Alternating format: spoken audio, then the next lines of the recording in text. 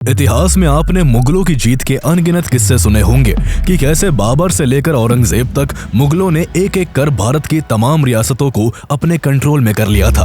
लेकिन क्या आप उस साम्राज्य के बारे में जानते हैं जिसने मुगलों को एक दो बार नहीं बल्कि पूरे 17 बार जंग के मैदान में धूल चटाई थी, वो भी तब जब उनकी सेना छोटी थी।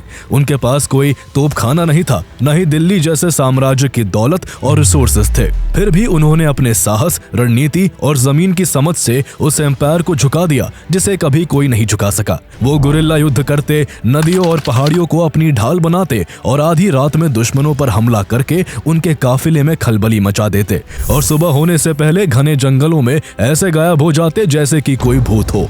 यही कारण था कि मुगलों के बीच अफवाह फैल गई कि उनकी ओर से कोई आम आदमी नहीं बल्कि राक्षस और भूत युद्ध करते हैं। वो इतने बड़े देशभक्त थे कि गद्दारी करने पर अपने सगे संबंधियों को भी मौत की सजा देने से नहीं हिचकते थे और अपनी जीत की खुशी अपने देवताओं के आगे दुश्मन की बलि देकर मनाते थे। इतने महान योद्धा होने के बावजूद उन्हें इतिहासकारों ने अपनी किताबों से मरहूम रखा। लेकिन जब उनकी बहादुरी के किस्से सामने आए तो पूरे भारत के लोग उनकी वीरता के आगे नतमस्तक हो गए। भारत सरकार आज उनके एक सेनापति के जन्म दिवस को लचित डे के रूप में सेलिब्रेट करती है। यह कहानी है नॉर्थ ईस्ट इंडिया के रक्षक कहे जाने वाले अहोम डायनेस्टी और उनके वीर सेनापति लचित बोरफुकन की, जिनकी बहादुरी, निष्ठा और देशभक्ति के किस्से आज भी असम की मिट्टी में गूंजते हैं। कहानी की शुरुआत साल 1215 से होती है जब एक टाई प्रिंस चाओलुंग सुक्फा अपने 9000 लोगों के साथ मोंग माओ से निकलकर भारत के नॉर्थ ईस्ट हिस्से में मौजूद ब्रह्मपुत्र वैली तक पहुंच जाते हैं। सुक्फा का इरादा यहां लूटपाट करने का नहीं बल्कि यहां के असम में परमानेंट बसने का था। असम पहुंचने के बाद उन्होंने लोकल लोगों की जमीन पर जबरदस्ती कब्जा नहीं किया बल्कि नई बस्तियां बसाई। पहले असम में कामरूपा किंगडम का राज था जिसका रूल साल 350 से लेकर साल 1140 तक चला, लेकिन उसके बाद से यहाँ अलग अलग जगहों पर अलग अलग ट्राइब्स का कंट्रोल हो गया था। सुक्फा दूरदर्शी नेता थे, इसलिए उन्होंने लोकल ट्राइब से युद्ध नहीं किया बल्कि उन्होंने दोस्ती का रास्ता चुना। उन्होंने कहा, हम मेहमान हैं और आप इस जमीन के मालिक हैं, आइए एक दूसरे को जाने और मिलकर साथ रहे। उनकी इस बात का गहरा असर हुआ और धीरे धीरे लोकल ट्राइब्स उनके साथ जुड़ती चली गई। सुक्फा खुद उन ट्राइब्स के बीच रहे, उनकी लैंग्वेज सीखी, उनके रीति रिवाजों की रिस्पेक्ट की और उनसे विवाह संबंध भी स्थापित किए। उन्होंने खुद खेती की और आम लोगों जैसा जीवन जिया। यही कारण था कि उन्होंने लोगों का दिल जीत लिया और लोग उन्हें अपने नेता के तौर पर देखने लगे। अगले कुछ सालों में सुक्फा ने अलग अलग इलाकों में अपनी बस्तियां बसाई और हर जगह अपने रिप्रेजेंटेटिव छोड़ते गए। कुछ ही वक्त में सुक्फा ने एक मजबूत एडमिनिस्ट्रेटिव और खुद का मिलिट्री सिस्टम भी खड़ा कर लिया। इस तरह से उन्होंने असम में अहोम किंगडम की स्थापना की और यहीं से शुरू हुआ नॉर्थ ईस्ट इंडिया के इतिहास का एक नया अध्याय, जिसे अहोम अपनी इंटेलिजेंस और शानदार स्ट्रेटेजी से पूरी तरह बदल देने वाले थे और यहाँ की सत्ता पर अगले 600 सालों तक शासन करने वाले थे। 1268 में सुक्फा की डेथ के बाद असम पर कई अहोम राजाओं का राज रहा। सभी अहोम किंग्स की खास बात यह थी कि उन्होंने भारत की संस्कृति को बिगाड़ा या तोड़ा मरोड़ा नहीं बल्कि उसे खुले दिल के साथ अपनाया। उन्होंने हर धर्म, हर जाति का सम्मान किया और यहाँ के अलग अलग समुदायों को एक साथ लाने का काम किया। उनकी इसी नीति ने अहोम किंगडम को एक मल्टी एथनिक सोसाइटी में बदल दिया। अहोमों की सैन्य दृष्टि भी बेमिसाल थी। उन्हें पता था कि उनका पूरा साम्राज्य ब्रह्मपुत्र नदी पर निर्भर है, इसलिए उन्होंने नदी को न सिर्फ अपने राज्य की नेचुरल डिफेंस लाइन बनाया बल्कि उसे एक स्ट्रेटेजिक वेपन की तरह भी इस्तेमाल किया। उन्होंने इस टेरेन की गहरी समझ डेवलप की और गुरिल्ला टैक्टिक्स के जरिए एक ऐसी सेना खड़ी की जो लगभग अजेय थी। इसी रणनीति के दम पर आगे चलकर अहोम राजाओं ने कई पावरफुल रूलर्स को वॉर में हराया। जो राजा युद्ध के मैदान में हारे उन्होंने उन्हें अपने अंडर कर लिया और जिनसे टकराव फायदेमंद नहीं लगा उनके साथ ट्रीटी कर ली या वैवाहिक संबंधों के जरिए उन्हें अपना सहयोगी बना लिया।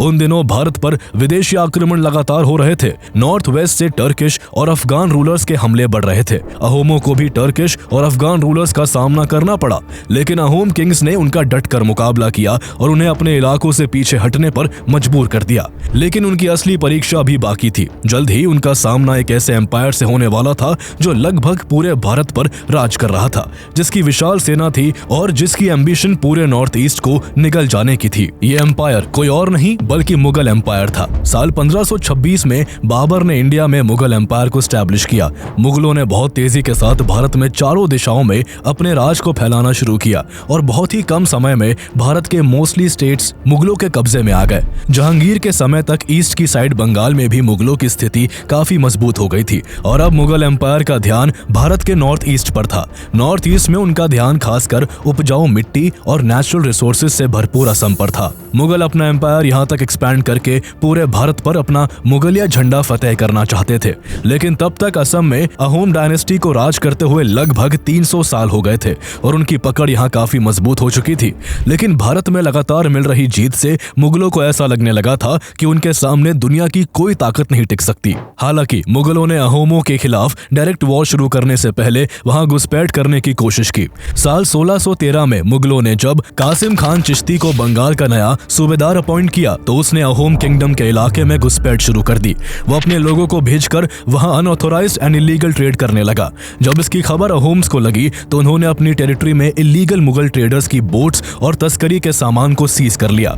इसके अलावा अहोम किंग सुसेन गफा, जिन्हें प्रताप सिंह के नाम से भी जाना जाता है, उन्होंने बली नारायण को भी मुगलों से प्रोटेक्शन दी, जिनके भाई और कोच हाजो के राजा परीक्षित को मुगलों ने बंदी बना लिया था। इससे मुगल भड़क गए और साल 1615 में बंगाल के गवर्नर कासिम खान ने अहोमों के खिलाफ युद्ध की घोषणा कर दी। मुगलों ने सैयद हकीम और सैयद अबू बकर के नेतृत्व में एक बड़ी सेना तैयार की, जिसमें 10,000 घुड़सवार, भारी संख्या में पैदल सैनिक, 200 बंदूकधारी और 400 लार्ज वॉर बोट शामिल थी। इसके बाद मुगल सेना कलंग नदी से कोलीबार की ओर कूच कर गई। मुगल सेना ने नदी पार कर अहोम सेना पर हमला कर दिया और दिन के युद्ध में अहोमों को बड़ी ही आसानी से हरा दिया। मुगल इस जीत का जश्न मनाने लगे और उन्होंने अहोम टेरिटरी में अपने मिलिट्री कैंप्स बना लिए। उन्हें लगने लगा था कि अहोमों के खिलाफ उनका अभियान बिल्कुल आसान होने वाला है, लेकिन वही दूसरी तरफ अहोम सेना काउंटर अटैक करने के लिए सही मौके के इंतजार में थी। ये सही मौका जनवरी 1616 में आया जब अहोम्स और मुगल्स के बीच समधारा का युद्ध लड़ा गया। इस युद्ध में भराली और ब्रह्मपुत्र नदियों के संगम के पास अहोमों ने एक सर्द रात मुगलों पर हमला करके उन्हें चौंका दिया। अहोम सैनिक रात के गहरे अंधेरे में भूखे शेर की तरह मुगल आर्मी पर टूट पड़े और चुन चुन कर मुगलों को धराशायी करने लगे। इस अचानक हमले से मुगल सेना बुरी तरह हिल गई। उन्हें अहोमों के इस अटैक की बिल्कुल भी उम्मीद नहीं थी। अहोम्स का ये काउंटर इतना तगड़ा था कि मुगल्स का कमांडर सैयद अबू बकर युद्ध में मारा गया। इसके बाद मुगल सेना पूरी तरह से हार गई और उनका पूरा नेवल फ्लीट बंदी बना लिया गया। अहोमों ने मुगलों से कई हाथी, घोड़े, तलवारें, भाले, बंदूकें, तोपें, वॉर बोट्स और भारी मात्रा में वॉर मटेरियल छीन लिया। इस बैटल में अहोमों ने मुगलों के एक सहयोगी राजा सत्रजीत के बेटे को भी अपने कब्जे में ले लिया और जीत की खुशी में उसे अपनी देवी कामाख्या को बलि चढ़ा दिया। इस युद्ध में मुगलों के 5,000 सैनिक मारे गए थे, 9,000 बुरी तरह से घायल हुए और 3,000 डरकर युद्ध का मैदान छोड़कर भाग खड़े हुए। इस करारी हार से जहांगीर गुस्से से बौखला उठा, लेकिन अपने मरने तक अहोम किंगडम के खिलाफ दोबारा कोई बड़ा युद्ध छेड़ने की उसकी हिम्मत नहीं हुई। इसके बाद करीब 20 साल तक शांति बनी रही, लेकिन ये शांति साल 1636 में फिर से एक बड़े युद्ध में तब बदल गई जब मुगलों ने एक बार फिर से असम पर एक बड़ा हमला बोलकर वहां की जमीनों पर तेजी से कब्जा करना शुरू कर दिया। इससे मुगलों और अहोमों के बीच बैटल ऑफ सवालकुची लड़ा गया। इस बार अहोम राजा प्रताप सिंह तैयार बैठे थे। उन्होंने अपने 10,000 सैनिकों वाली एक विशाल सेना और एक बड़े नौसैनिक बेड़े के साथ मुगलों की ईंट से ईंट बजा दी। इतना ही नहीं, अहोम सेना ने मुगलों से सवालकुची और हाजो जैसे इलाकों को वापस छीन लिया।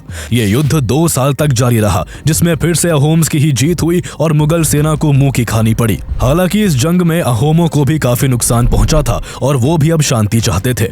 इसलिए फरवरी 1639 में अहोम जनरल मोमाई तामोली बौरबरुआ और मुगल कमांडर अला यार खान के बीच treaty of Asurar Ali sign होती है, जिसके तहत मुगलों ने बारनदी रिवर के ईस्टर्न पार्ट पर अहोम की सोवर्निटी को एक्सेप्ट किया और उनके इलाकों में इंटरफेयर न करने का वादा किया। वही इस ट्रीटी के तहत अहोमों को गुवाहाटी मुगल को सौंपना पड़ा, जिससे अहोम्स को गहरा झटका लगा। हालांकि इस पीस ट्रीटी को दोनों ही तरफ की सेनाओं ने ज्यादा दिन तक फॉलो नहीं किया।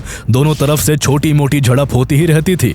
इस दौरान मुगल बादशाह शाहजहां किसी गंभीर बीमारी का शिकार हो गया था और उसके बेटों के बीच वॉर ऑफ सक्सेशन तेज हो चुका था। मुगलों को खुद में उलझा देख अहोम राजा जयध्वज सिंह ने असम के आसपास के मुगल कंट्रोल वाले इलाकों पर जोरदार हमला करके उनसे गुवाहाटी को छीन लिया और मुगल सेना को ढाका तक खदेड़ दिया। इतना ही नहीं, उन्होंने हजारों मुगल सैनिक बंदी भी बना लिए। इसके बाद के सालों में भी मुगल्स और अहोम्स के बीच लगातार टकराव चलता रहा।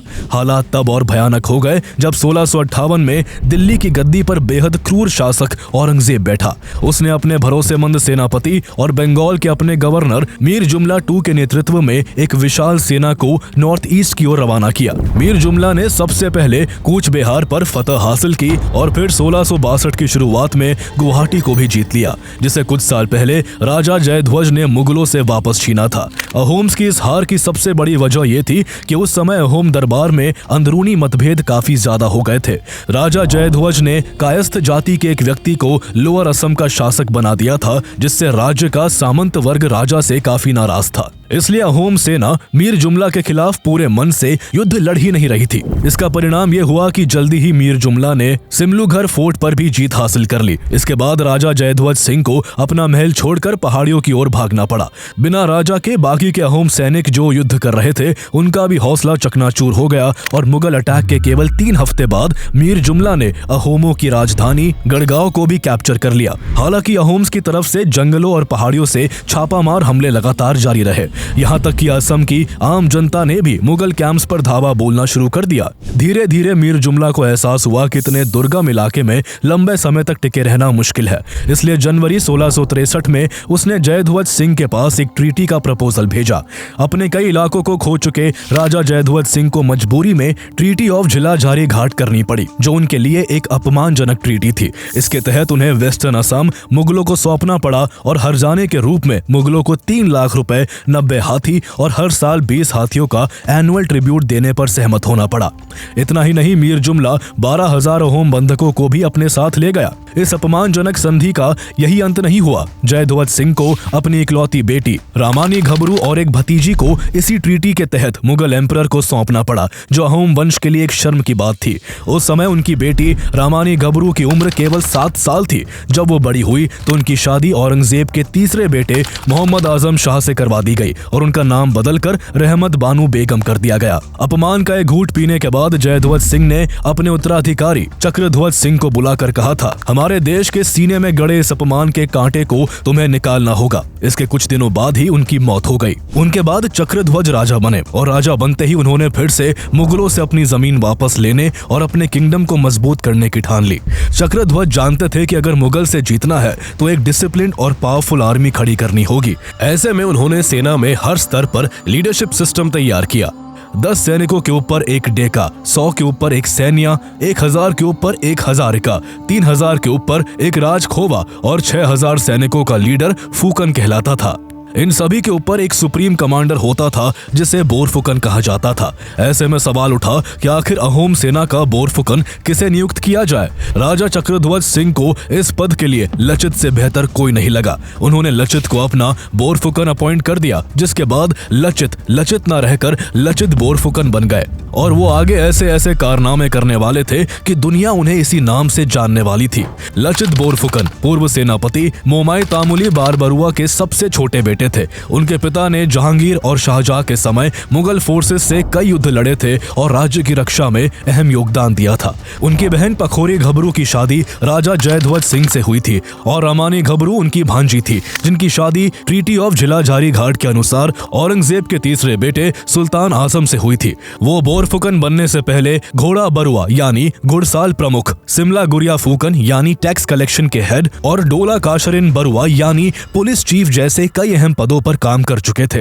ये अनुभव और परवरिश उन्हें औरों से अलग बनाती थी और राजा का उन पर पूरा विश्वास था कि वो अहोम सेना को ऑर्गेनाइज करके आगे आने वाली चुनौतियों का डटकर सामना करेंगे। बोरफुकन बनने के तुरंत बाद लचित तुरंत अपनी सेना को मजबूत करने में लग गए। उन्हें अच्छी तरह पता था कि खुले मैदान में वो मुगल आर्मी से कभी नहीं जीत सकते, इसलिए उन्होंने एक नेवल फोर्स तैयार की ताकि ब्रह्मपुत्र नदी का इस्तेमाल किया जा सके। साथ ही उन्होंने तोपें बनाने की व्यवस्था की और अपनी सेना को मॉडर्न वेपन से लैस किया। इसके बाद 1667 में लचित बोरफुकन ने गुवाहाटी को मुगल कब्जे से आजाद कराने के लिए अपना पहला बड़ा अभियान शुरू किया। अहोम नेवी उस समय तक काफी मजबूत बन गई थी, लेकिन उनके पास कैवलरी यानी घुड़सवार सैनिकों की भारी कमी थी। गुवाहाटी को आजाद कराने के लिए पहले मुगल सेना से इताखुली फोर्ट को फ्री कराना जरूरी था, लेकिन बिना कैवलरी के सीधा हमला मुमकिन नहीं था। इसलिए लचित ने एक क्लेवर स्ट्रेटेजी बनाई। उन्होंने इस्माइल सिद्दीकी, जिन्हें सब बाघ हजारिका के नाम से जानते थे, उनके नेतृत्व में कुछ सैनिकों को रात के अंधेरे में इताखुली फोर्ट भेजा। ये सैनिक रात में किले की दीवारें फांद कर अंदर गए और मुगल तोपों के मुंह में पानी भर दिया, जिससे वो तोपें बेकार हो गई। अगली सुबह अहोम सेना ने मुगलों पर एक जोरदार हमला कर दिया। बिना तोपों के मुगल फोर्सेस ज्यादा देर तक अहोम सेना का सामना नहीं कर पाई और इस तरह कुछ ही समय में लचित बोरफुकन ने गुवाहाटी को फिर से अहोम किंगडम में मिला लिया। जब इस हार की खबर औरंगजेब तक पहुंची तो वो गुस्से से आग बबूला हो गया। उसने असम को जीतने की जिम्मेदारी इस बार आमेर के राजा और मुगल जनरल राम सिंह को सौंपी। राम सिंह राजा जय सिंह का बेटा था। औरंगजेब ने कभी राम सिंह की ही निगरानी में मराठा राजा छत्रपति शिवाजी महाराज और सिखों के गुरु तेग बहादुर को अपने किले में नजरबंद रखा था, लेकिन दोनों ही उसे चकमा देकर मुगल दरबार से भाग निकले थे। इस पर औरंगजेब राम सिंह से इतना नाराज हुआ था कि उसने राम सिंह से पदवी छीनकर मुगल दरबार में उसके आने पर भी रोक लगा दी थी। उसके पिता जय सिंह ने एक समय पर मुगलों की काफी सहायता की थी। ऐसे में अपने बेटे की इतनी बड़ी बेइज्जती को वो बर्दाश्त नहीं कर पाए और उनकी मौत हो गई। जय सिंह की मौत से औरंगजेब को बहुत बुरा लगा और उसके बाद उसने राम सिंह को पदवी और उसके अधिकार लौटा दिए। उसी दिन से राम सिंह खुद को साबित करने के लिए बेचैन था, क्योंकि उसके मन में अपनी नाकामियों की खलिश हमेशा खटकती रहती थी। ऐसे में उसके लिए असम को जीतकर मुगल एम्पायर के अंडर लाना खुद को साबित करने का मौका था, जिसे वो किसी भी कीमत पर पूरा करना चाहता था। इसके बाद राम सिंह के नेतृत्व में एक विशाल सेना असम की ओर रवाना की जाती है। इस सेना में 30,000 पैदल सैनिक, 18,000 घुड़सवार, 21 राजपूत सरदार और उनकी सैन्य टुकड़ियां, सैकड़ों तोपें और वॉरशिप्स शामिल थी। इस तरह मुगल आर्मी की तरफ से करीब 75,000 से 80,000 सैनिक अहोम से लड़ने के लिए बढ़ रहे थे। साल 1669 तक उसकी ये सेना असम पहुंच गई। लचित जानते थे कि खुली जमीन पर उनकी सेना मुगल घुड़सवारों का सामना नहीं कर सकती, इसलिए उन्होंने सीधे मुकाबले के बजाय गुरिल्ला युद्ध की नीति अपनाई। लड़ाई के लिए उन्होंने खुले मैदान के बजाय ऐसी जगह चुनी जहां पहाड़ियां थी, घने जंगल थे और बीच से ब्रह्मपुत्र नदी बहती थी। ये गुरिल्ला वॉरफेयर के लिए एकदम परफेक्ट जगह थी, क्योंकि आने जाने वाले रास्ते सिर्फ ब्रह्मपुत्र नदी से होकर ही गुजरते थे। सराय घाट के पास ये नदी सबसे नैरो थी और यहाँ मुगल जहाजों को रोकना आसान था, इसलिए लचित अपने सैनिकों के साथ यहाँ पहुंच गए और बेसब्री से मुगलों को यहाँ तक आने का इंतजार करने लगे। उधर मुगल आर्मी पहाड़ी रास्तों से गुवाहाटी में घुसने की कोशिश में लगी हुई थी, लेकिन जब उसे हर बार नाकामी मिली तो मुगल सेना ने नदी के रास्ते जाने की ठानी। उन्हें कहाँ पता था कि यहाँ उनका लचित बोरफुकन के रूप में उनकी मौत इंतजार कर रही है। जैसे ही मुगल सेना नदी के रास्ते गुजरनी शुरू हुई, अहोम सेना उन पर काल बनकर टूट पड़ी। मुगल सेना को संभलने तक का मौका नहीं मिला और उसके एक ही झटके में सैकड़ों सैनिक मारे गए। लचित की सेना केवल रात को युद्ध करती और मुगलों को भारी नुकसान पहुंचाकर सुबह होने से पहले ही घने जंगलों में चली जाती। एक रात अहोम सोल्जर्स मुगल कमांडर्स के टेंट तक पहुंच गए और उनके चांदी के बर्तन तक उठाकर ले गए। परेशान होकर राजा राम सिंह ने लचित को एक लेटर भेजा, जिसमें उसने लचित से रात की लड़ाई रोकने की गुजारिश की। इस पर लचित ने जवाब दिया, शेर रात में ही शिकार करते हैं और हम शेर है। धीरे धीरे मुगल कैंप में डर और अफवाहों ने जगह बना ली। सैनिकों में यह बात फैल गई कि अहोम्स के पास राक्षसों की शक्ति है जो रात को बढ़ जाती है, इसलिए वो रात में ही हमला करते हैं। लचित को जब यह बात पता लगी तो उन्होंने अपने सैनिकों को राक्षसों के भेष में भेजना शुरू कर दिया ताकि ये डर और गहरा हो जाए। परेशान होकर राम सिंह ने एक चाल चली। उसने अहोम जासूसों को एक फेक लेटर भिजवाया जिसमें लिखा था कि लचित ने मुगल कैंप से 1 लाख रुपए लेकर युद्ध न करने का वादा किया है।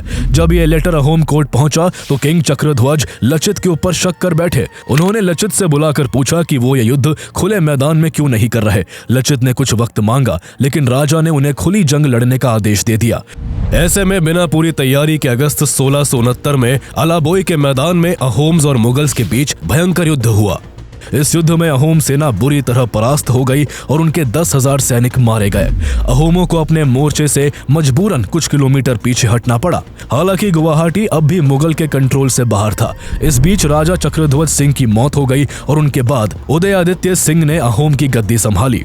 राजा राम सिंह अलाबोई में मिली जीत से फूला नहीं समा रहा था, लेकिन वो चाहता था कि उसकी सेना को थोड़ा आराम मिल जाए। इसलिए उसने मौका देखकर नए राजा के पास शांति प्रस्ताव भेज दिया। लेकिन लचित मुगलों की फितरत को बहुत अच्छे से जानते थे, इसलिए उन्होंने इस पीस प्रपोजल का कड़ा विरोध किया और कहा, मुगलों पर भरोसा करना बेवकूफी है, वो आज नहीं तो कल हम पर फिर हमला करेंगे। जैसा उन्हें शक था वही हुआ। औरंगजेब ने अपने नौसेना कमांडर मुनावर खान और शाइस्ता खान को एक्स्ट्रा ट्रूप्स के साथ राम सिंह की मदद करने के लिए असम भेज दिया। इससे मुगल सेना यहाँ और भी ताकतवर हो गई, जिसके बाद अहोम और मुगल्स के बीच बैटल ऑफ सरायघाट के रूप में एक और भयानक वॉर शुरू हो गई। नेवल कमांडर्स मुनावर खान और शाइस्ता खान ने अपनी नावों पर तोपें लदवाई और अहोम सेना पर गोले दागना शुरू कर दिया। इससे अहोम सेना में हड़कंप मच गया और वो पीछे हटने पर मजबूर हो गए। ऐसे में मुगल सेना को ब्रह्मपुत्र नदी में आगे बढ़ने का मौका मिल गया। अहोम सेना को इतनी मुश्किलों का सामना इसलिए भी करना पड़ रहा था क्योंकि उस समय लचित बोरफुकन गंभीर रूप से बीमार थे और वो युद्ध में शामिल नहीं हो पाए थे। लेकिन जब कुछ दिनों के युद्ध में अहोमों के सैकड़ों सैनिक मारे गए और अहोम सेना पीछे हटने लगी तो लचित को अपनी प्रतिज्ञा याद आ गई कि जीते जी वो असम को कभी किसी के सामने झुकने नहीं देंगे। इसलिए उन्होंने अपनी बीमारी और दर्द को भुलाकर युद्ध में शामिल होने का फैसला किया। जब उन्हें उनके सलाहकारों ने बीमारी का हवाला देकर रोकने की कोशिश की तो उन्होंने कहा, राजा ने इस देश के लोगों की जिम्मेदारी मुझे दी है, ऐसे में मैं अपने बीवी बच्चों के पास आराम नहीं कर सकता। इसके बाद उन्होंने थके हुए सैनिकों को मोटिवेट करने के लिए एक जोशीला भाषण देते हुए कहा कि अगर तुम में से किसी ने भी युद्ध के मैदान से पीछे हटने की कोशिश की तो उसे मैं अपने ही हाथों से मार डालूंगा, क्योंकि मेरी माटी की इज्जत किसी की भी जान से ज्यादा कीमती है। उन्होंने ऐसा केवल कहा ही नहीं बल्कि ऐसा करके भी दिखाया। जब उनके अपने मामा ने नेग्लिजेंस दिखाई तो लचित ने बिना किसी हिचक के तलवार से उनको मार डाला। उन्हें मारने के बाद उन्होंने कहा था, मेरे मामा मेरे देश से बड़े नहीं है। लचित के युद्ध में शामिल होते ही निराश पड़े अहोम सैनिकों में अचानक एक नई जान आ गई। हर सैनिक अपने देश के लिए उठ खड़ा हुआ। इसके बाद लचित बोरफुकन 6 नावों का बेड़ा लेकर ब्रह्मपुत्र नदी के बीचों बीच बढ़ चले। उन्होंने अपनी नावों को कामाख्या, इताखुली और अश्वक्रांता के बीच बनने वाली ट्रायंगुलर शेप में तैनात कर दिया ताकि मुगल जहाजों को बीच में फंसाया जा सके। इसके बाद जैसे ही मुगल नावें अहोम सैनिकों के पास आई, अहोम सोल्जर्स एक नाव से दूसरी नाव पर कूदते हुए मुगल फ्लीट पर टूट पड़े। लड़ाई इतनी जबरदस्त थी कि नदी का पानी खून से लाल हो गया। इसके बावजूद मुगल नौसैनिक सरदार मुनावर खान को अपनी बड़ी सेना और तोपों पर बड़ा गुरूर था कि वो ये युद्ध आसानी से जीत जाएगा, इसलिए वो चलती युद्ध में रिलैक्स होकर हुक्का पीने लगा। तभी एक अहोम सैनिक की गोली उसे आ लगी और उसे इस गलती की कीमत अपनी जान देकर चुकानी पड़ी। उसकी मौत से मुगल सेना का मनोबल टूट गया। इस युद्ध में अहोमों ने मुगलों का इतना बुरा हाल किया था कि केवल इस युद्ध में करीब 4000 मुगल सोल्जर्स मारे गए और उनकी दर्जनों वॉरशिप्स ब्रह्मपुत्र नदी में डूब गई। अहोम नेवी ने लचित के नेतृत्व में छोटे बोट्स का उपयोग करके सरप्राइज काउंटर अटैक्स किए थे। ब्रह्मपुत्र की तेज धाराओं ने मुगल फ्लीट को सरप्राइज कर दिया और वो अपनी बड़ी ताकत के बावजूद हेल्पलेस साबित हुए। इस तरह सरायघाट के निर्णायक युद्ध में अहोम सेना की जीत हुई और राम सिंह को मार्च 1671 में रांगामाटी लौटना पड़ा। जाते जाते उसने अहोम सेना और लचित बोरफुकन की सराहना करते हुए कहा था, ताज्जुब की बात है कि एक ही सेनापति पूरी सेना को चलाता है। हर आसामी सैनिक नाव चलाने में, तीरंदाजी में, खाइया खोदने में और बंदूक और तोप चलाने में माहिर है। मैंने भारत के कई इलाकों में लड़ाइयां लड़ी, लेकिन कहीं भी इस तरह की हरफन मौला फौज नहीं देखी और मैं इस युद्ध में उनकी एक भी कमजोरी नहीं पकड़ पाया। एक दुश्मन सेनापति के मुंह से इस तरह के शब्द लचित बोरफुकन की महानता और वीरता को दर्शाते हैं। हालांकि बीमारी के बावजूद युद्ध में शामिल होने के कारण लचित बोरफुकन की तबीयत और ज्यादा बिगड़ गई। इसका नतीजा ये हुआ कि युद्ध खत्म होने के कुछ ही महीने बाद अप्रैल 1672 में उनकी मौत हो गई। लचित की मौत के 10 साल बाद साल 1682 में अहोम किंगडम और मुगल एम्पायर के बीच आखिरी टकराव बैटल ऑफ इताखुली के रूप में हुआ। इस वॉर में भी अहोम्स ने मुगलों के खिलाफ जबरदस्त जीत हासिल की, जिसके बाद मुगलों की असम की ओर देखने की हिम्मत नहीं हुई। कहा जाता है कि अहोम्स ने मुगल्स को लगभग 17 बार हराया था। 17वीं सेंचुरी के अंत तक मुगल एम्पायर अपने पतन के दौर में था, इसलिए कमजोर शासकों ने आगे असम पर कब्जा करने की कोशिश नहीं की। इताखुली की विजय के बाद अहोम एम्पायर ने आगे करीब 150 सालों तक असम पर अपना राज कायम रखा, लेकिन धीरे धीरे अहोम शासन कमजोर पड़ता गया और करीब 600 सालों के रूल के बाद असम ब्रिटिशर्स के अधीन हो गया और अहोम अहोम की सत्ता का अंत हो गया। अहोम डायनेस्टी का भले ही अंत हो गया, लेकिन उनके सबसे महान सेनापति लचित बोरफुकन का नाम आज भी असमीज फोक सॉन्ग्स, बैलेड्स और जनमानस में अमर है।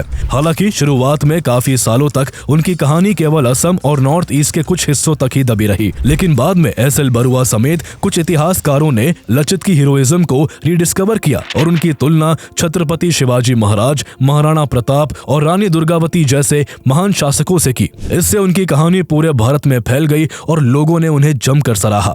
भारत सरकार ने भी मार्च 2024 में असम के जोरहाट में लचित की 125 फुट ऊंची प्रतिमा स्थापित की। इसके अलावा डेरगांव में उनके नाम पर लचित बोरफुकन पुलिस अकादमी भी बनाई गई है।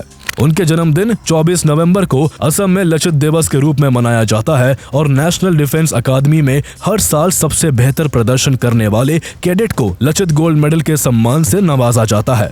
उनकी कहानी लीडरशिप, डिसिप्लिन और नेशनलिज्म का सिंबल है, जो सिखाती है कि देश की रक्षा सिर्फ सैन्य शक्ति से नहीं बल्कि फुल डिटर्मिनेशन और डेडिकेशन से होती है।